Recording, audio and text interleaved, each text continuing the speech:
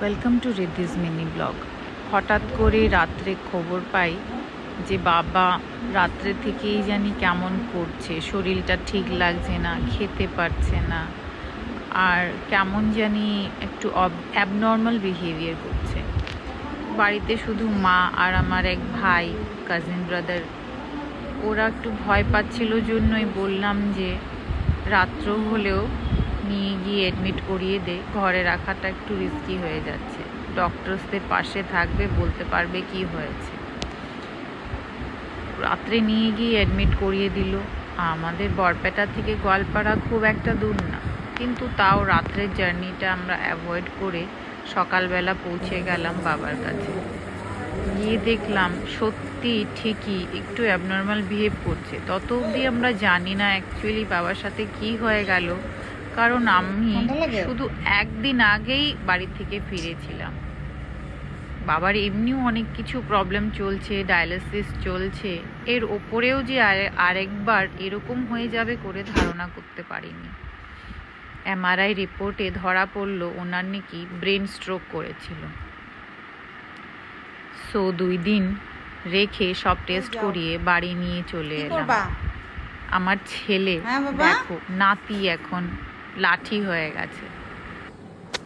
বাবা ভীষণ উইক হয়ে গেছে, মন ভেঙে গেছে।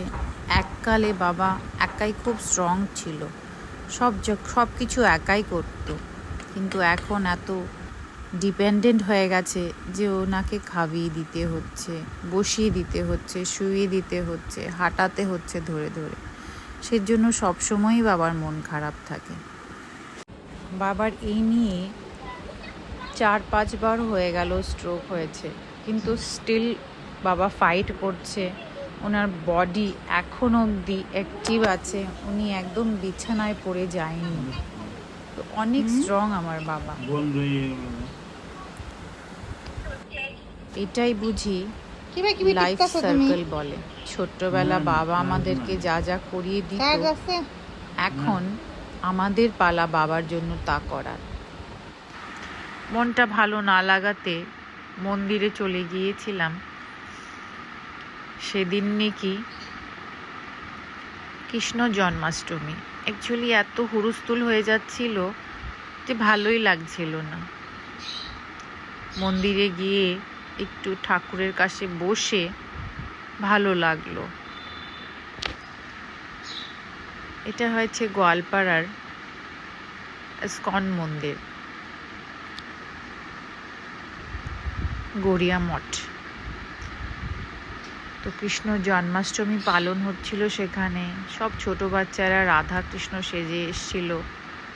লাস্ট ইয়ার আমিও ঋদ্ধিকে করিয়েছিলাম, কিন্তু এই বছর আমাদের মন কারো ভালো না, তাই আর ঋদ্ধিকে এবার কৃষ্ণ সাজাতে পারিনি বা রাধা সাজাতে পারিনি।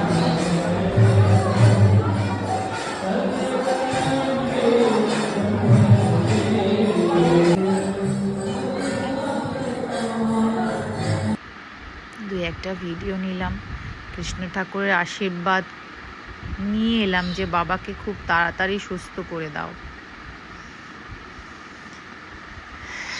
ব্যাস আজকের জন্য এতটুকুই। Thank you, by.